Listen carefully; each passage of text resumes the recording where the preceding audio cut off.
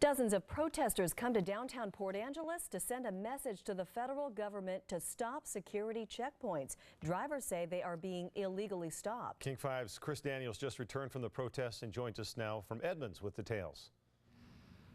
This is the latest protest over the Border Patrol's increased presence at places like ferry terminals and rural roadways. The feds say they are just doing their job, patrolling the country's gateways. But the protesters today say those agents have gone too far. This is just plain wrong. Dozens gathered at the steps of Port Angeles' federal building to complain about what they feel is a problem plaguing Clallam County. LAYLA IRANSHAD is one of several people who claim they were illegally stopped at a Border Patrol checkpoint on Highway 101 near Forks. They're looking for illegal immigrants, and that's exactly what they're taking. I've actually been stopped myself while I was on a bus. Come in, are you a citizen? Excuse me, you know, this is America. Why do I have to answer whether or not I'm a citizen driving down the highway?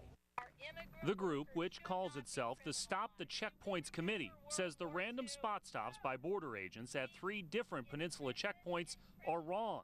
The program is an extension of border checks at ferry terminals, which also have drawn the ire of locals. But border agents who have jurisdiction about 100 miles from the border say the enforcement has worked. We are seeing some, shall we say, bad guys who are altering their methodologies now to avoid showing up at the checkpoint locations.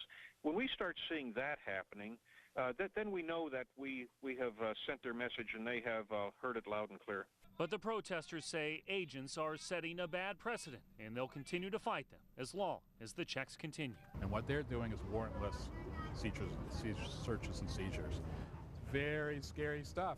The Border Patrol says the reasons for these spot checks include rooting out terrorist activity, drug runners, and other illegal activity. So far, there have been 16 arrests related to those spot checks. 14 of them have been immigration related.